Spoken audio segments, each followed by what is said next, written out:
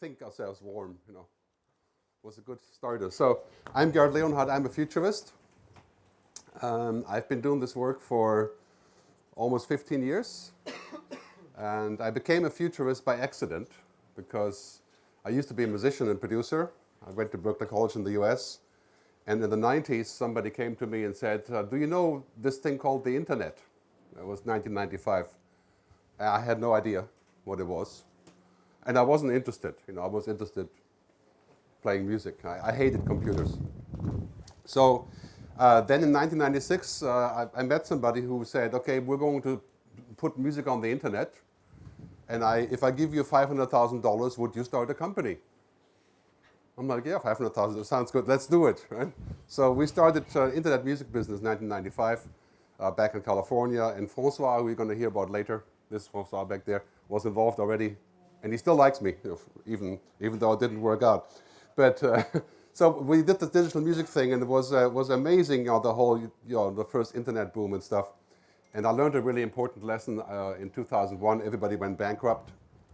My company went bankrupt. That was a good experience. And in America, it's like a special decoration when you go bankrupt. So anyway, in 2005, I wrote my first book called The Future of Music. As some of you may know, about the music business. And that became the blueprint for the music industry in the digital age. In the book, I had a phrase that was given to us by David Bowie. We did several interviews with that David Bowie, and he said, music will become like water. And we said, oh, that's interesting, music like water, like a utility. So that became part of my book, the main theme in the book. And when the book came out, all the record labels and the publishers hated me because they said, okay, music like water, that's bad because water is cheap. Right? And we don't want music to be cheap. But nevertheless, Daniel Ek from Spotify started his company based on the music like water theme. And as you know, most of you are probably Spotify users. So that's how I became a futurist, and people started calling me and said, can you talk about the future? And since then, I've done about almost 1,700 speaking engagements about the future. I talk about many different topics. One of them is lately become the topic of what is happening with people and technology. And 5 years ago, I started work on this book, Technology versus Humanity. And I wanted to call it Technology and Humanity. And my publisher, who I subsequently fired, he said, no, that's not, it has to be more aggressive, technology versus humanity. So now I'm stuck with the title, but it's still a very good book. It's available in 12 languages. And it's 3 years ago I wrote this book, and I can't, sometimes I torture myself and I read it myself again. And I have to say, well, this is actually what happened, which is kind of interesting. So I have a couple of free copies here. If you're fast enough, you can get one. Okay. Otherwise, you know where to click. So let me start with one thing. Technology is not good or bad. It just is. And it has no morals. It has no values. It's a machine. Right? William Gibson said, technology is morally neutral until we use it. So we should not sit here and say technology is bad or, this is how we use technology. Remember that television is bad. You can be addicted to television. You don't need Facebook to be addicted, or the smartphone.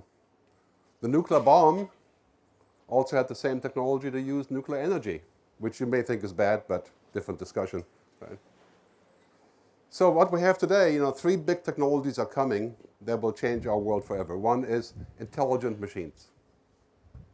Machines that can learn, that can hear, that can speak, that can understand us. I wouldn't call them intelligent by any means. We'll talk more about that. But they're machines who understand things like what humans used to understand. So artificial intelligence in the widest landscape. And that's very big because most of the routine work that we do, anything does not need human things, the machines can learn in the next 10 years. The second thing is genetic engineering. You heard about CRISPR-Cas9. It's a method of cutting the human genome. It used to be $1 million for the operation. Now it's 10,000. And it's basically possible to change our genome to avoid diseases. We don't really know how that will work, but this is not 200 years away, it's 20 years away. And the first thing was already done with a Chinese doctor who used CRISPR-Cas9 to avoid HIV infection in 2 babies. And he changed the genome to get to that effect, and now he's in jail, right? But it's a very big discussion. The third one is geoengineering. We've messed up the planet so badly that now we have few choices, but then to mess with the weather. Right? And you can imagine this is a huge debate. Who's in charge? Who's in control? So those are the 3 big topics. In terms of technology, basically what's happening is that we don't have a lot of choices of not using technology. You cannot use a mobile phone. You cannot use Facebook. I'll talk about Facebook later. Right? You cannot use the cloud. You can do all those things, but that is going to be the exception. I mean, technology is such a powerful tool. You know, you can, using this thing here, where's my thing? I've been hiding it. Anyway, using my external brain, my mobile phone, I can now make free phone calls around the world. My kids are in New Zealand and in Vietnam, and we can talk every day for free. Using this device, I can listen to 20 million songs on Spotify.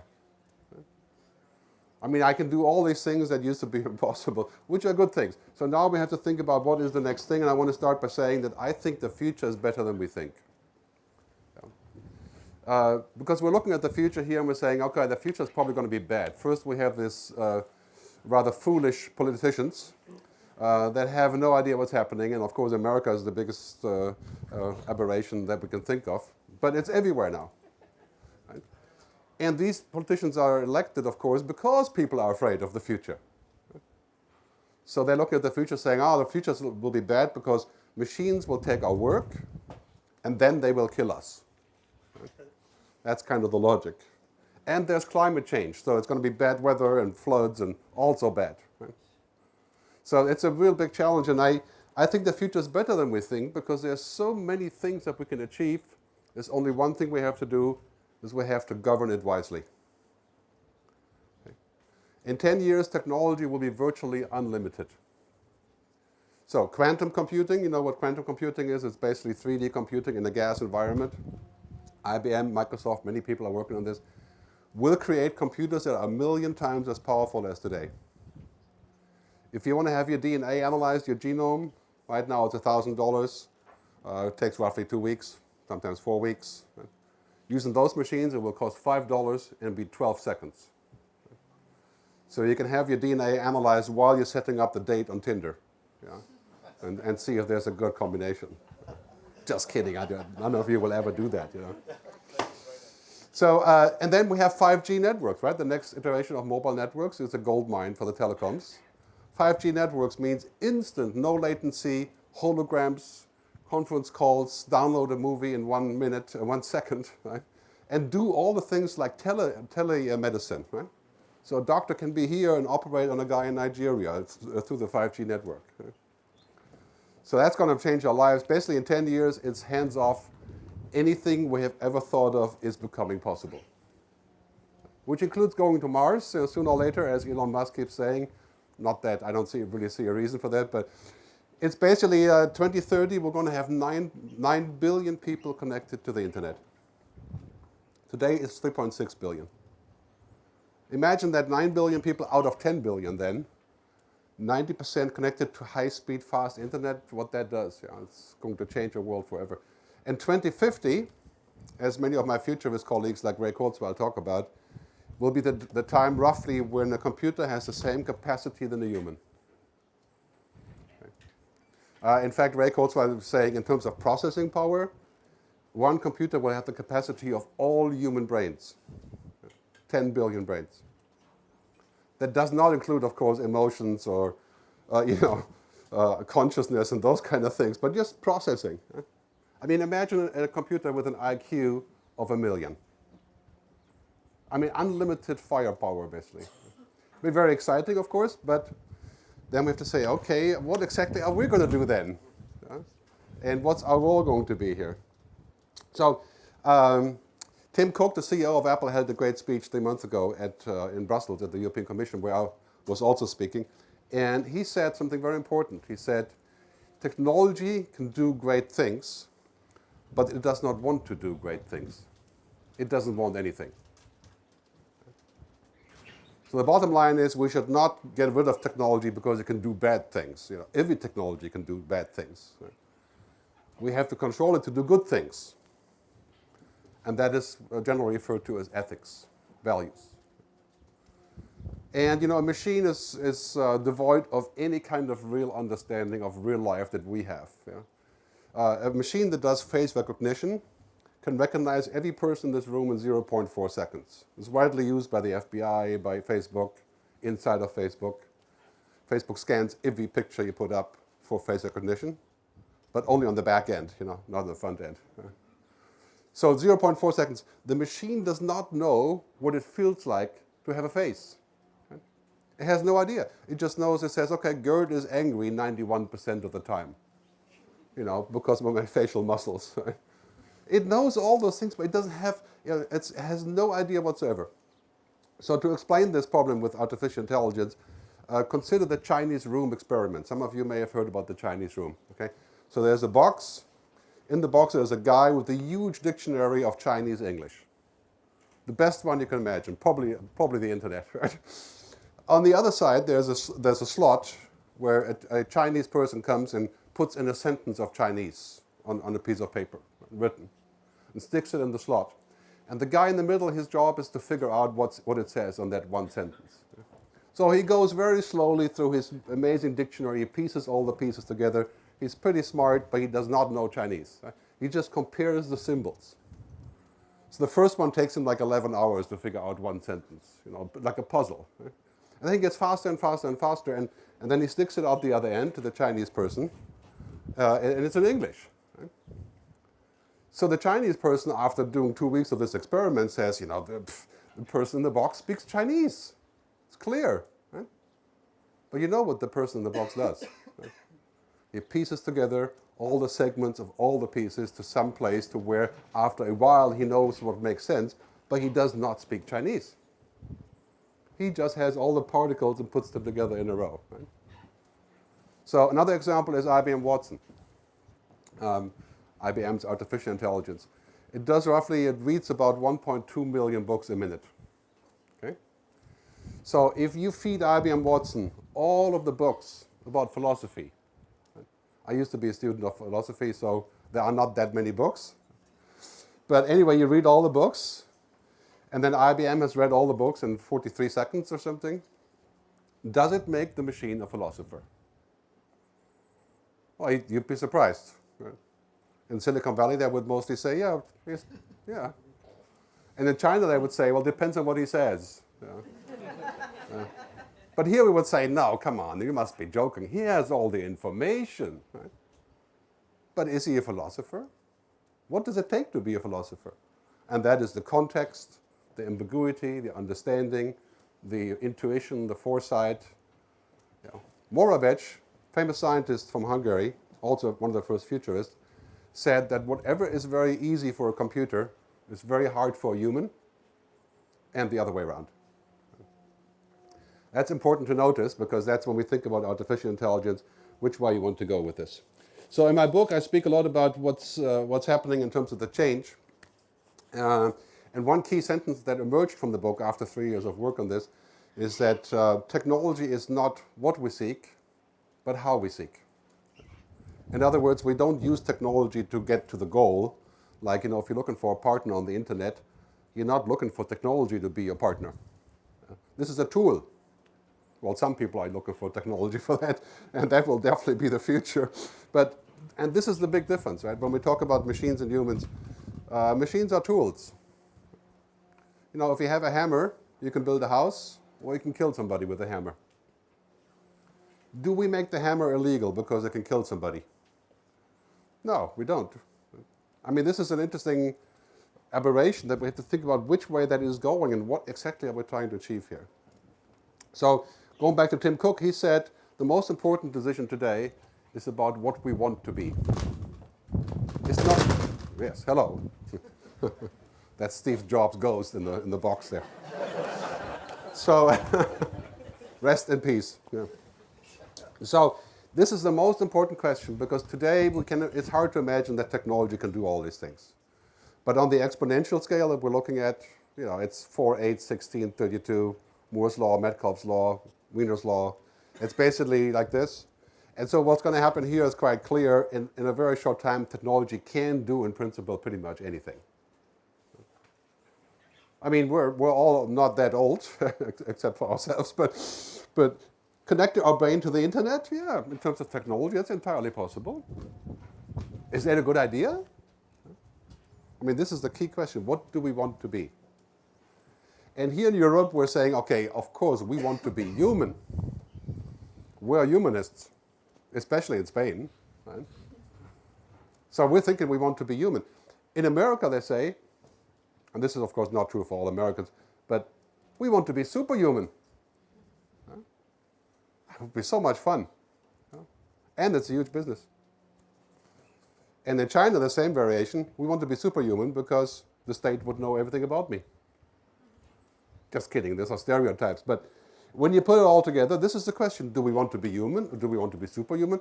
Do you want to be God? I mean, I'm not religious. I don't care if you want to be God. But think about this for a second. And what would happen to us if we refuse to be superhuman? I mean, today, if you refuse to take the mobile phone, to use a smartphone at work, then you're definitely out. Or you're very rich. One of the two. In less than 10 years, we're going to have a situation where it's required to wear a virtual reality helmet for a lot of work. Because you can work like Tom Cruise, like 100 times as fast. Now think about this. If you're working in a call center and you're running a bunch of intelligent machines to answer phone calls, if you use technology, your productivity is 1,000x. 1,000x. Do you think a lonely person that would not know how to use technology would ever get a job again? Right? So those are the kind of things that are going to be coming to us. And basically the principle of the future is gradually, then suddenly. Okay. I took this from a Hemingway novel, For Whom the Bell Tolls, where he talks to somebody and he says, okay, how do people go broke? Gradually, then suddenly. And the future is the same way. So 1910, we had the first electric car. Many people don't know that. And it was already working, giant batteries. Didn't work because there's so many components that didn't work. And then all of a sudden, we had battery technology. And we had all this investment in the market. And now the electric car is going to be the new normal. So when we think about the future, it's like this, very slowly. And then, boom, explodes. Music business, when I was a musician, we thought, okay, 1999, music will move into the cloud. Well, the record labels hated it, the copyright societies hated it, the publishers hated it, and the artists were made to hate it. And so all of a sudden, Spotify came along, it worked out, they paid lots of money, and boom, now we have 120 million people paying for Spotify and Apple. That's 1.2 billion euros a month. And that didn't really exist. And the same goes for jobs. Gradually, then suddenly. So for example, 10 years ago, we didn't have social media. Today, social media has 21 million people working in social media. Those jobs didn't exist. Not just the companies, but also the freelancers, mostly freelancers, many of you, working on things like this. Right?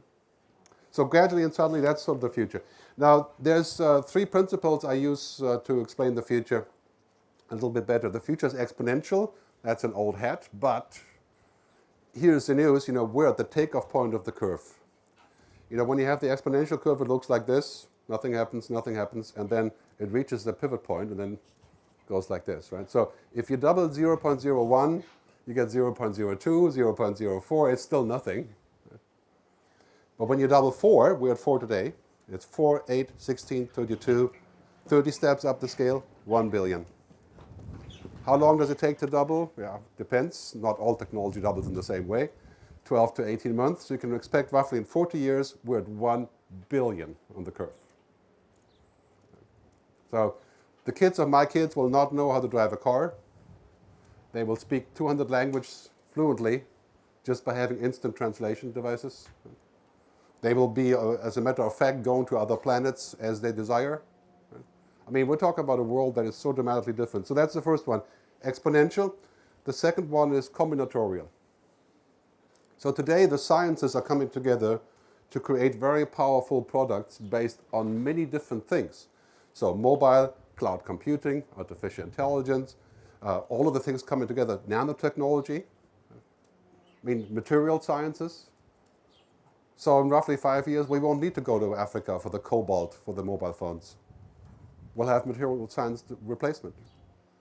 Our electric car will drive 2,000 kilometers without filling up because the batteries will be there. So think about all those changes. So exponential, combinatorial, and then converging industries. I mean, if you're a startup, you got to think about that, because the industries used to be in separate places. Right? They used to be neatly organized. There was media and telecom, and here advertising, and here publishing, and over here whatever. And now they're all coming together. Right? Facebook is a media company in the new sense of it. It keeps saying it's not a media company because it doesn't want to be responsible. Right? But internet media have converged. And for example, technology and biotechnology, right? The pharma business, healthcare, well-being is merging with technology. I mean, do you really think that people in 10 years will take cholesterol pills or statins to solve that problem? This is technology. I mean, we're talking about 400 million people who take those pills. Right? In 10 years, we have technology solutions. And all the pharma companies are now investing in genetic engineering and technology. Yeah. Remote diagnostics, just one example. Okay. There's many companies working on this, and it's finally coming to market. And I think Apple will have a device. Basically, it's a small box, like an iPhone, where you prick your finger, you cough into it, you connect your Fitbit, and it will give you an instant update on your health anytime you want. It will send your data to the cloud, hopefully a secure cloud. Well, of course, with Apple, that would be goes without saying, I suppose. But I don't know if I would trust IBM with this, but this is a different question. So the data goes up there, right? And then basically you have an AI in the cloud that says, clearly with all of the stuff that we're seeing from you, and you scan your rash on your skin or whatever you want to do, the app says, you know what, it's not that serious, you don't have to come to see a doctor. That would decrease healthcare costs by 80%, 80. That would be a path to affordable healthcare if it was secure. Right? So we're talking about, these are amazing shifts. Food, same thing. We're not going to keep eating the food that we have today. I mean, all the stuff that's in the food, the stabilizers, the whatever. Right? I mean, countless stories of what that does to us. And food is going to be reinvented. We're going to have vertical farming. We're going to have artificial meat. Yeah, mind-boggling future in that regard as well. So when we talk about the future in such a way, we also have to think about something that's very important. Technology is exponential. It goes like this. Humans are linear. I mean, we keep learning, we get a little bit better. We move sort of 1, 2, 3, 4, 5, 6, and then it's over, because we're too old. We're not going to move to 100 from 1. But technology, 2, 4, 8, 16, it's going to way surpass our abilities. Right? And then nature is cyclical. So it goes like this, like an S-curve. Right? So basically you have dinosaurs, they rule everything, and then dinosaurs get wiped out, and then it just goes down, and then you have a new cycle. Right? That's what nature does, seasons, right? So there's our problem. Technology has only one goal, and that's rapid growth. It goes with the stock market, of course. So it's a very good combination. So technology does this, we do this, and nature does this. And in between that, we have to figure out what we're going to do. How do we harness the power of technology without destroying ourselves, or nature for that matter? So the balance will be essential. Let me talk briefly about artificial intelligence. So Marvin Minsky, one of the founders of artificial intelligence, he says, in general, we are least aware of what our minds do best.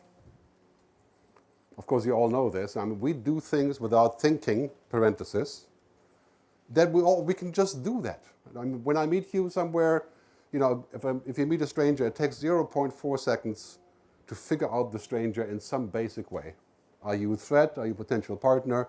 Are you interesting? We do that instantly without saying a single word. And how do we do that? That's because humans have a broad intelligence like this. And some of us even have what's called emotional intelligence.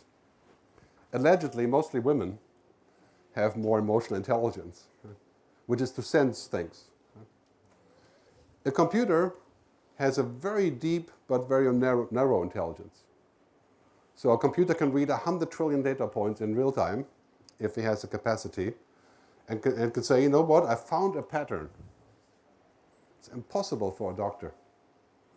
The city of Los Angeles put all of their traffic lights into an AI system, 2 years ago, 4,700 intersections, live video, live sensor networks, everything. And from that, the AI figures out how to run the traffic every morning and every afternoon by changing the traffic lights, saving 10% of gas, avoiding traffic jams. Right? Machine couldn't do that, a human couldn't do that. So, human intelligence has been looked at by many researchers, is extremely complex. Gardner says there's roughly 10 different types of intelligence. That is kinesthetic, our body. And this, by the way, was the problem in the movie Her. Have you seen the movie Her? Right? The computer didn't have a body, so it didn't work out. And you may remember the final scene in the movie where the guy says to, what's her name, Samantha, and says, so what's the problem, and don't you love me? And she says, yes, but I have endless capacity right now. I love 4,634 other people. Right? Because she doesn't have a body, it would be easier. So we have body intelligence. We have emotional intelligence. We have social intelligence. We have musical intelligence, and the list goes on. What kind of intelligence will a computer have, or do they have? Right? Logic. Right? You may call that intellectual if you wish. Right? Unlimited numbers processing. That's extremely powerful. Does it really understand the world? It understands it through a binary filter. Right? So it would look at this landscape and would say 0, 1, 0, 1, if this and that, and it doesn't see the world like we do. So for us, very powerful to use those tools. But most of what these tools do today is what's called intelligent assistance, IA. It's not AI. Right? It's not Ex Machina, Transcendence, Black Mirror. Huh? Or Internet Explorer. Yes. Thank you. So it's IA, intelligent assistance. Right? That's 98% of what we see today. When you drive a self-driving car, the machine is not intelligent. It's as dumb as a toaster. Right? It just knows one thing, which is to drive this car. It will not babysit. It will not translate languages. And will that improve? Absolutely. And I would argue, now this is a big question, of course, how long will it take for machines to be intelligent like us? And is that a good idea? So, and this goes back to the very simple discussion about the question of if we are machines ourselves. You'd be surprised. I think in Europe this discussion is kind of like, people are not that interested. When you go to Silicon Valley, this is the assumption in a lot of technology companies, right? We are technology. Algorithms, or organisms, are algorithms. Harari, right? We are the same than the machines, except for really fancy. Right? So this is very much a key issue of philosophy. Do you believe that you are, in the essence, an algorithm? That you can be explained by science, technology? Right? How much time do you have? 10 to 15 minutes. Okay, good. Good. So, do you believe that, or do you believe that there's something that is not technology about us? And that's a complicated conversation. We have to have it at the bar tonight with some serious cognac or something. Aquavit is possible. But anyway, so this is an important question. My belief really is that, okay, at this point I can't really see that to be true that we are machines. I think it's conceivable that we are.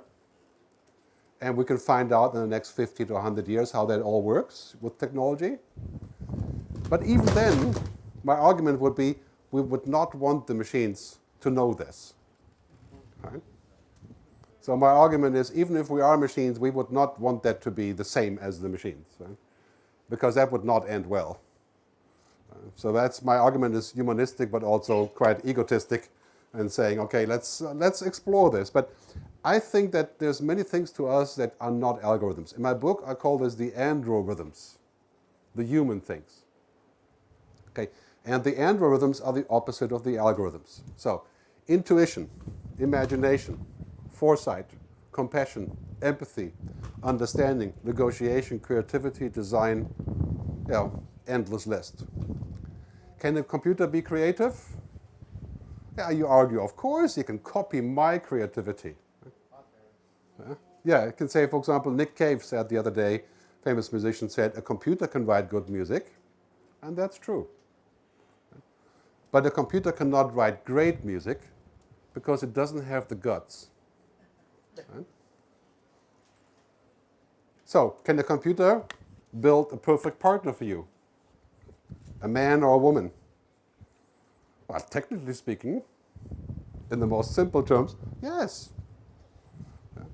But you will always know it's not real, and that's the problem.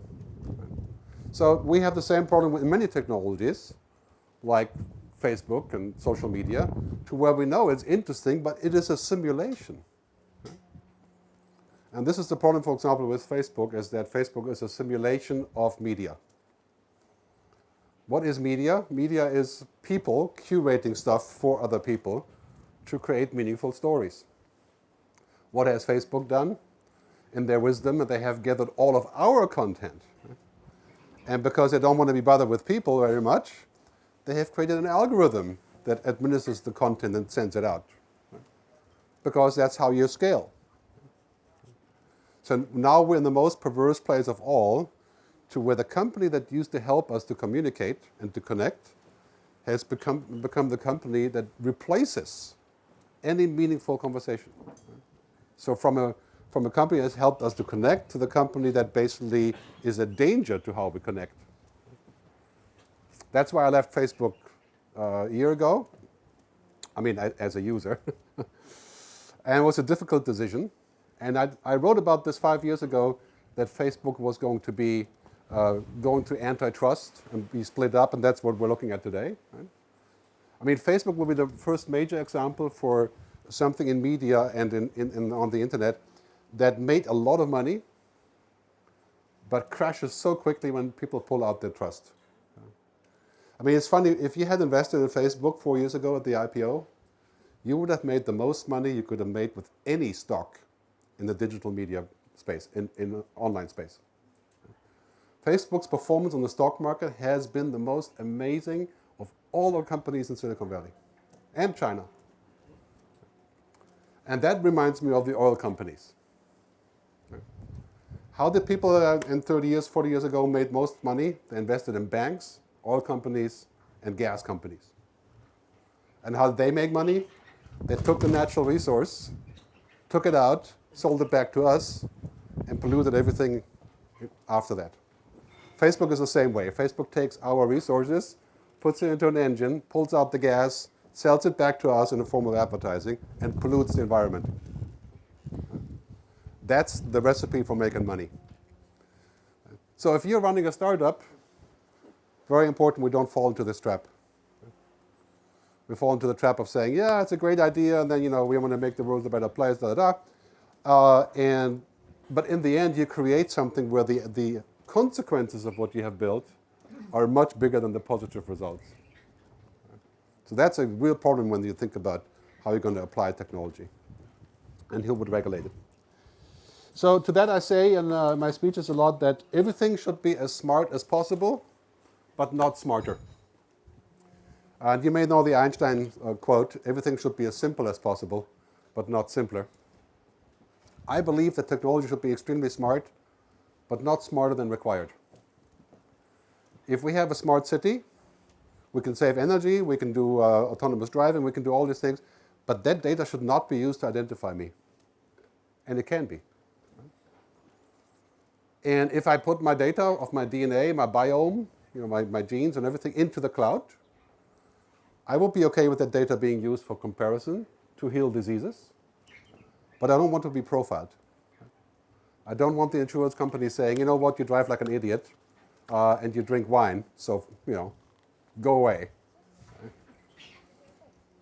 Whatever it is. So this requires a lot of wisdom in government. And that's why I've proposed in the past that we need two things. We need a driver's license for the future. So we need every politician, every public official to have a driver's license for the future, to understand the future, a future test, if you wish. Of course, I realize that most of them would fail. So we could help them with this, right?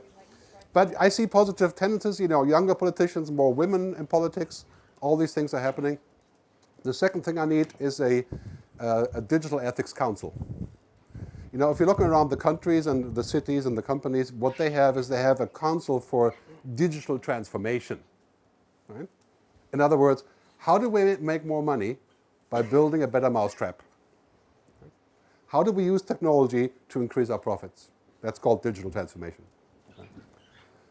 Now we need a council that says, you know what, we have transformed, but too much of a good thing is a very bad thing. As I'm sure you're aware of, it's not about black or white, it's, the variation of the two. So now we need an organization that says, this is a good thing, this is not a good thing, because that's going to be a very big question. Picture this, for example. Novartis has a medication called Cumbria. Cumbria is a genetic engineering product, the first one that's approved for leukemia. If you're in the final stage of leukemia, basically you're going to die for sure very quickly. You can use Cumbria to change your genome. It's a gene therapy, costs $470,000. Well, of course, the operation takes about 4 seconds. It's a genome operation. But it costs $470,000. Now, if this actually works and we can use genetic engineering to change diabetes, cancer, Alzheimer, are we going to sell that for 2 million euros? Should it be public? What's the rules here, right?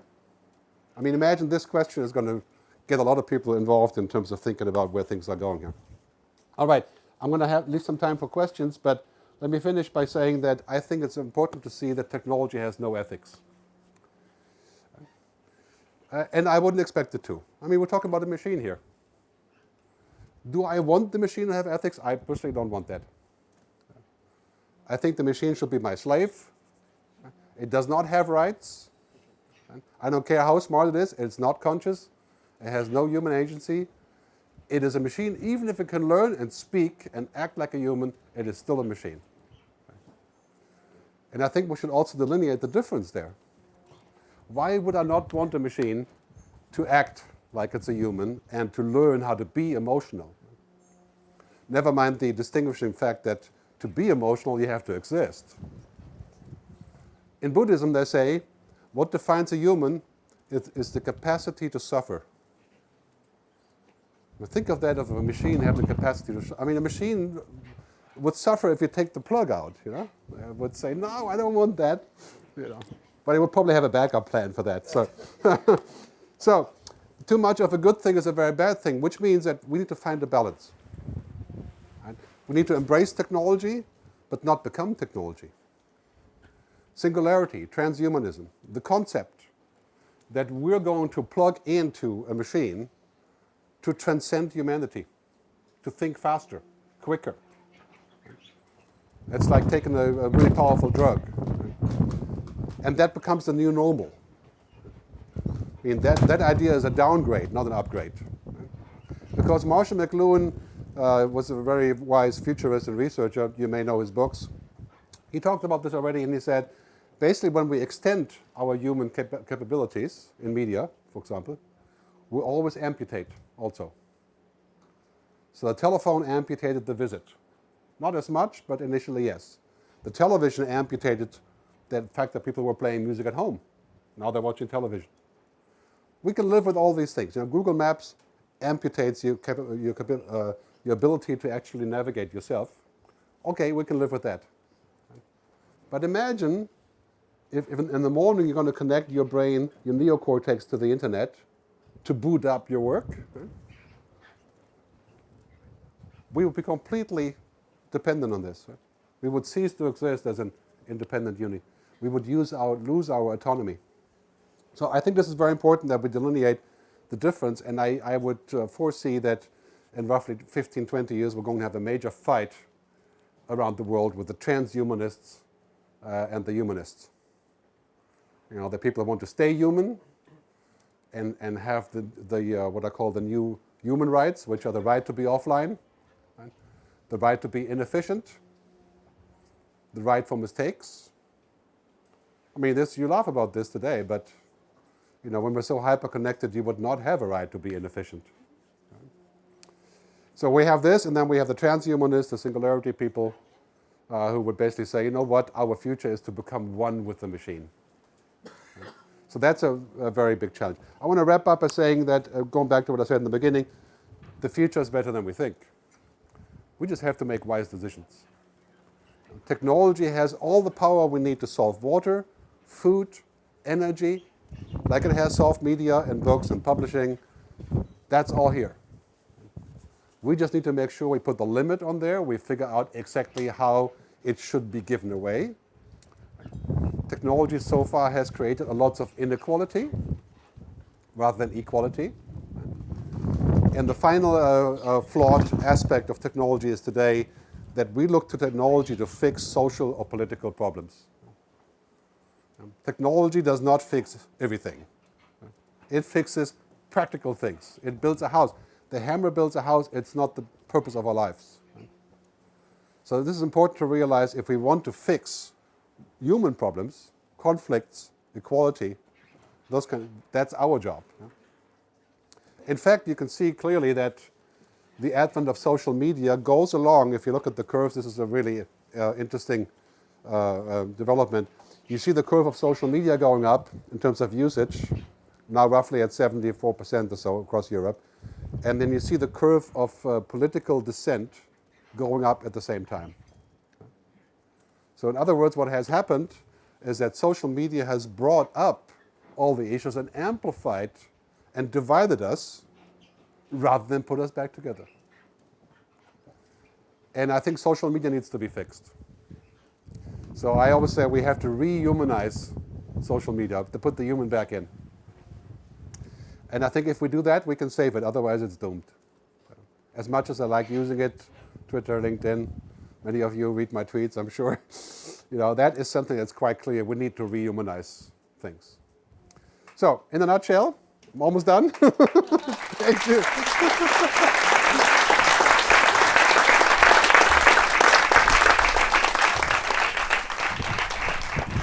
So I want to remind you, keep a positive outlook on the future. If you're a startup, just two things on this really quick. If you're a startup, think about the consequences of what you're inventing. Right? Think about whether it creates an interesting ecosystem. Right? Think about first the interaction before you think about the transaction. Right? Think about another step in that development to create something really powerful and meaningful. I look forward to our conversations. Thank you very much.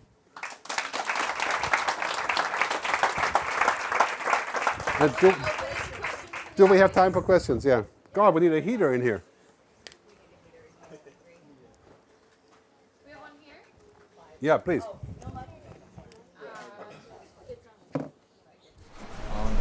Hi, Gerd. Thank you so much. It was very inspiring. Really great to hear that you're recognizing humans are faulty and we're here to learn. This is what makes us human.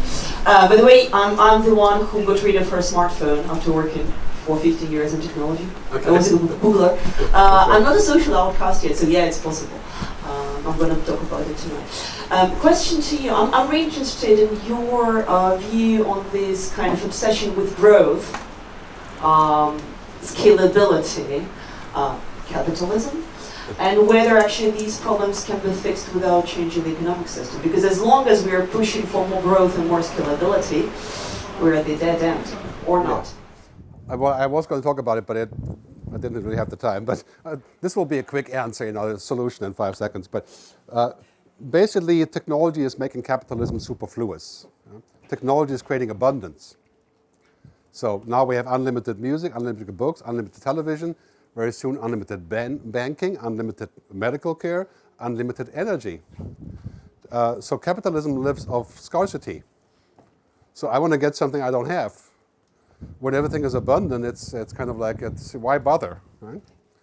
So it's creating the situation to where roughly 20 years, capitalism as we know it doesn't work any longer. And that includes, for example, working for money. Because we work for money so we can get the money to spend on stuff that we're going to buy. And so I'm working on a white paper on this, and it's on this topic of what people call people, planet, purpose, and prosperity.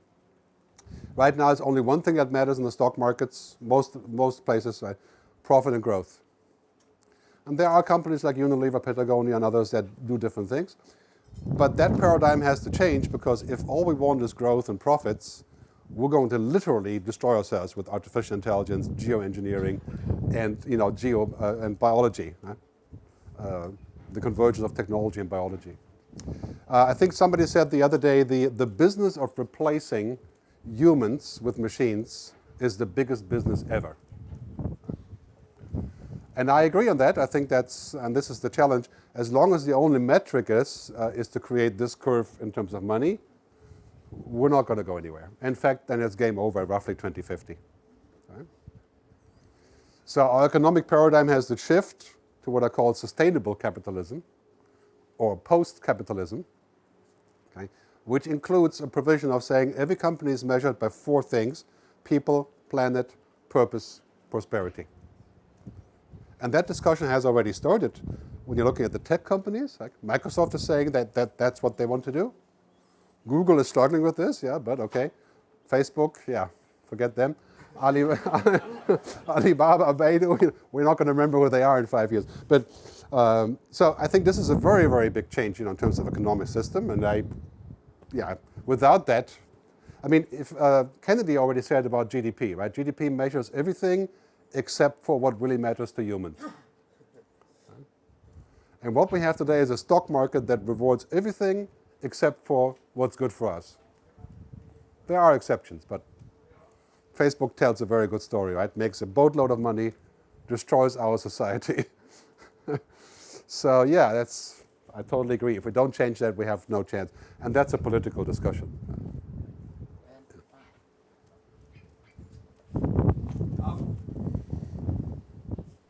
I was interested in the point where you said you didn't want machines to have ethics. Because without ethics, you're removing probably the main protection in terms of machines making decisions which could harm humanity. That's the only. At that point, it's the only protection. Yeah, that's not what I mean. I mean, I think machines obviously have rules, which are not the same as ethics. Yeah? Like, for example, the autonomous car problem. Right? If I drive down the street and I'm drunk or I'm not capable, I kill somebody, there's an ethical implication. I'm an idiot, I'm a human, I go to jail, whatever it is. But we have a mechanism for this. Yeah? When a machine kills people, it has to make rational decisions that don't exist. Right? That's called the intractable problem. So the machine has to look at all the angles. Is the person young? Is the person old? Is the woman pregnant I'm going to kill? And so on. Right? And these kind of things are difficult for a machine. And I don't think we should enable the machine to make those kind of decisions unless they're required for like basic operation. Right? But ultimately the machine becomes smart enough. The choice ceases to be ours. So if we don't, as machines become more intelligent, it's like a child. If you don't teach the children to have the right ethics, then when the children become adults, they behave in a way which society frowns upon, they get locked up and they go to prison. But we won't have that choice with machines because they'll be smarter than us. And that's where the singularity. A child is different than a machine. A child learns what is the truth today and what it may be tomorrow and how I can amend the truth or hide the truth or change the truth. We're not binary, we're multinary, right? Humans are what's called multinary. So our decision-making process is not like this. We don't say 1, 0, 1, 0, if this and that, boom, done, right? We're not like this. We're completely the opposite. For a machine to simulate this, it would have to be a quantum machine to begin with, right? Theoretically possible, right? I think that would be quite a stretch, because I would be quite happy if the machine brought its knowledge and understanding to the world in such a way where I can do that. So, for example, the question of whether a machine should decide on probation. So that's been trialed in the US. So you look at all the facts of all the inmates in the jail, and they're supposed to be released, right? And then the computer looks at all the video footage, looks at all your facts, and it says this person is going to do it again, right? And that's already being trialed. And to that I would say, I think it's great if the judge has this information, but I think it's kind of like TripAdvisor. Yeah? Yeah. And so the judge, if the judge says, the machine says, okay, that person is going to do it again because the machine says so, I would rather have the judge make a mistake than to have the perfect parenthesis machine. Yeah? I think we should use the machine to make our own mistakes if we so wish. Yeah? And there are exceptions. For example, flying an airplane. Right? I don't care if the pilot flies the airplane, but I do want the pilot to be in the plane. Okay? So yeah, it's not a black or white decision. I agree with you on this topic. It's a difficult decision. Yeah?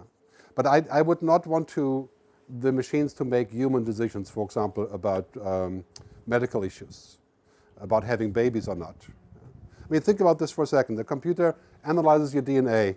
He analyzes your date's DNA. You have sex that night. The computer says, you know what, with the two DNA that apparently were combining last night, the chances of a mongoloid baby are pretty big because it's possible, right? And it advises to never do it again. Right? Is that a good thing? Well, I don't know, but for me personally, I would say, you know what, I don't give a shit. Huh? I mean, okay, because, some people have mongoloid babies and kids, and they still exist, right? It's not like that's like, the end of the world. But of course, it's a very big issue. Right? And the question is, can we decide this on the top level? So I think we can decide really obvious things. Like we should not have weapons that kill without human supervision. Automated drones that kill and decide the 4-year-old kid here is a terrorist. That's what the army is proposing. Right? So on those things, I think we could all agree. On the other things, I don't know. I agree with it. It's a tricky issue. Yeah, no, I'm totally with you on this. I think in 10 years, quantum computers are here. The machines will have unlimited juice. And then go back to Tim Cook saying, now, what do we want to be? You want to be superhuman? Then you're going to need those machines. Right? Personally, I think we should be more human and let the machines do the monkey work. Yeah? Anyway, other question or comment? So you're talking about scarcity, and that goes to Veblen and the idea of conspicuous consumption. Luxury is a very important economic driver. That is, getting rid of scarcity doesn't solve the problem of capitalism, I believe. But that touches upon the idea of art, right? Which is the kinds of intelligences you talked about. I'm really curious to know, what do you think is the kind of intelligence that machines or computers are incapable of having, and how do we teach that, or how do we propagate that kind of intelligence? Yeah, to that I would say I'm not so sure what machines would not be capable of, given that the exponential curve is endless for machines. So would they in theory be capable of replicating us? I think in theory, yes. However, I think it's quite unlikely it's going to happen anytime soon. So we have 50 years at least of that. And second is, do we want that? Yeah? Is it possible? Yes. Can we get a machine that looks exactly like me, that speaks like me, that's not actually me, but it's a copy? Yeah, I think we can probably do that eventually. But would it be me? And is that a good thing? So that's the questions I would be asking. I think in theory that is possible, yeah, absolutely. What was the second part of the question? The second part is that's sort of the You talked about something else first I wanted to answer, but anyway, I'll get back to it in a second, when the machine starts working again. So my question is also a proposition to you. So the human body, my family is very medical. My uncle is a heart surgeon, and so his argument is that the human body is one of the most sophisticated machines in the world when you think about the biomechanics, the way our different systems interact, our capacity to fight disease, the fact that the human brain, humans it's well known we only use a small potential of our computing power within our brain. You know, neuroscientists, there's a whole, like, there's so much study on the fact that they can't actually properly map human capacity in terms of the processing power of the brain. So in terms of humans' capacity to be superhuman, and I'm with you, and I think that we should try and retain our humanity as much as possible. But could it not also be approached in the way of, you know, technological advances that enable humans to unlock existing potential to, you know, tap into different areas of the brain that would allow us to do things and compute things better? I'm interested in your views on that. Yeah, that's what Timothy Leary said about LSD, right? Yeah. We're going to unlock our human potential by taking LSD.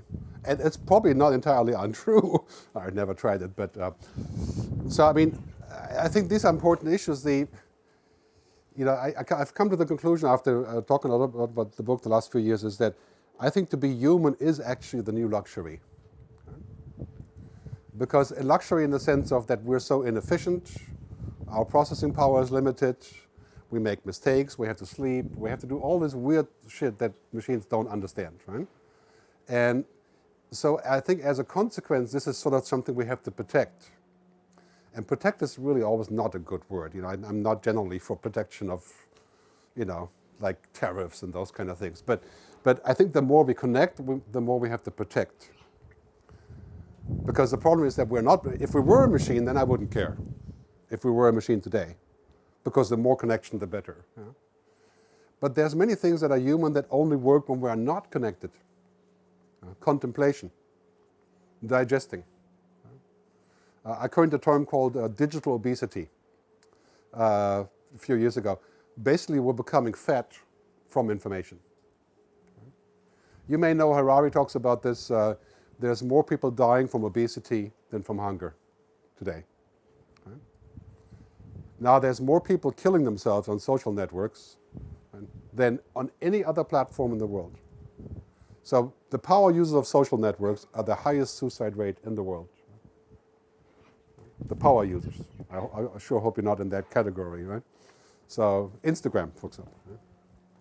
So yeah, I think that's unfortunately not easy to give a black or white answer on this, but I think we're going to need a lot of wisdom to navigate this. Other questions? Do we have time? I don't know. We don't have much time left. Yeah, it's up to you. I mean, I'm not going anywhere, you know. So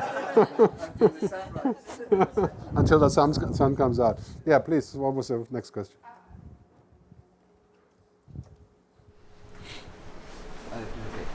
Yours first. No, if you were talking to, I come from the travel sector, how you will think what people will experience in the future. Now we come here, we go to the beach. How do you think of our time, because people will not work so long, looks like, and we will have a lot of spare time. How do you think the people from the travel sector will get evolve to create new experiences, to create new travel or whatever products to the people? Well, I think in a nutshell, that's pretty much true for all industries. What humans really want the most is first relationships with other humans, engagement with other humans and animals and so on, and experiences. That's what makes the human brain work. Data is of no consequence to us. We don't care. We could find any argument for data and logic. This is just subsequent to our experience. It's basically whatever we take in because we have a channel like this, that's what we experience, and that becomes our most important thing. That's been called, 25 years ago, the experience economy. Right? So what's his name? Pine and Gilmore, right? Great book. And it's finally true. People cherish experiences like in the luxury market. That is the big thing. The biggest thing is to experience freedom, not to buy a Prada bag. Right? And that's a huge trend in millennials, and I think for travel that's obviously very important. Right? So the experience economy is also very, very important when we talk about how we prioritize things. And I agree with you, in 20 years it's quite likely that we're going to work 2 or 3 hours a day and get paid the same. I mean, if we make the right decisions. And so what do we do then? I mean, those are big conversations that I think some people talk about the Star Trek society, right? Where we are all doing things that we want to do. Yeah, who knows? We'll see about that. We have another question Yeah. You framed the contrast of people clashing over whether to combine machines in the future or maintain the human experience, and you frame that as a question of efficiency and maintaining the rights to other people to be human and to be inefficient. But when I look at how much my generation has suffered from overstimulation, there's a clear hardware issue with us of already being overstimulated and not being able to cope with technology as it stands now. And so to what extent could the question of combining with machines be an existential one, of saying the environment we live in is we're already incapable of dealing with it, and combining with machines is how you survive, not how you become more efficient. Yeah. Okay, I heard that argument before, but existential, I mean, of course, the issue of thinking machines is existential. You know, right today, intelligent assistance is not existential because the machines are not that clever yet, but it's very disruptive to our society and work. You know? So it creates huge social issues, technological unemployment, and also new jobs, of course. But when the machines become sort of appearing to be conscious, you know, that's definitely existential. The question is, do we have to merge with the machines because otherwise we die? You know, that's an interesting debate. That's what Elon Musk is saying. You know, but that's kind of like saying, okay, you know, maybe I can get rid of my body and just live in the cloud because that's the best way I can live. You know, but would it be a good thing? You know? Would I be human without all the things that make me human? And my argument is that we pay too little attention to what actually makes us human, which is the opposite of a machine. Right? If we were to use a machine to make it more efficient, it wouldn't be the same thing. You know, I mean, yeah, you can have sex with a robot, and for many men that's like, okay, it's a possibility, right? But is that a good thing? And what actually happens when you do that? Right? How does it change things? And how does the use of technology change the way that you look at the world? Right? And so I think there's many things we should be very careful about making that normal. Many people will try this. But as I said, in 20 years, we're going to have that debate about people saying, you know what, you're so lame because you're not, you know, directly connected. So, and then we're going to need some sort of a human rights convention, you know, that makes it possible to exist. I think that's already in progress, this idea of saying that, you know, for example, privacy, right? I mean, the whole debate, every time I go to the US to speak, I get at least 10 people in the audience saying, you know what, privacy is over, just shut up. Right? Because, you know, it's not efficient. Right? And then my answer is always, you know what, if you don't have anything to hide, you're probably not human.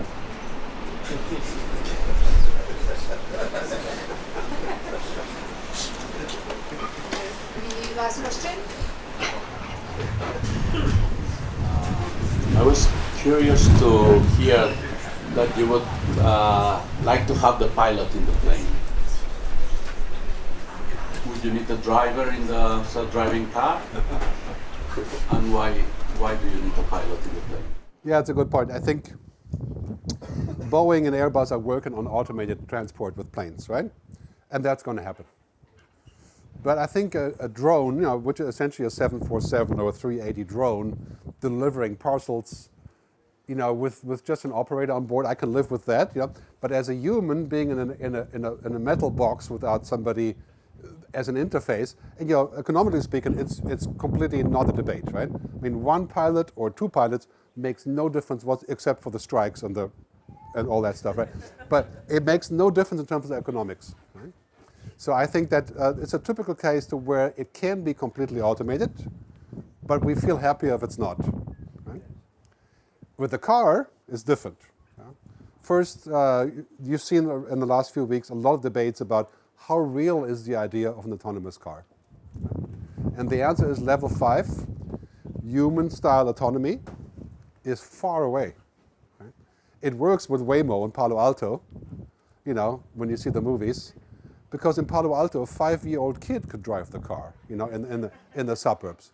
I mean, it's big roads, and you know, I can make a movie with a 5-year-old kid. That would be the same thing. But if I put that car in Rome or Beirut or Jakarta, we'd go 2 meters and have an accident. Right? So my argument is autonomous cars, level 3 and 4, that's plenty. I mean, why does a car have to be like me? It's plenty if I can take the car from the New York City Hilton to the airport and it's completely automated. I'm happy. Does it have to be like a human? No, it doesn't. It will still completely revolutionize our world even without being like a human. And what is the point of having a car that can drive like me? The point would be, if I want to have fun, I drive myself, which is going to be illegal before you know it. Or you have to have a special permit. But I think automation of routine, that's what we need. Routine driving. And I think that's a good argument for saying, sometimes we need the human, even though, technically speaking, we don't really need them. Call center, same thing. 21 million people work in call centers. 95% will be automated. Because in a call center, I don't really need that. So anyway, I want to leave you because we have to really stop now. I'm going to see you at the beach later. Thank you.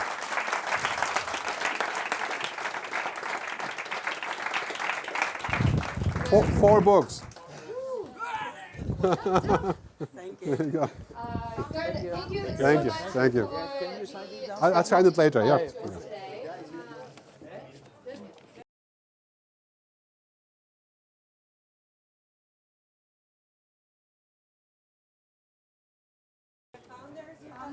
Founders have the book already, so... Okay. You have to pass it on to somebody. Good. Thank you so much for sharing your perspective with us today.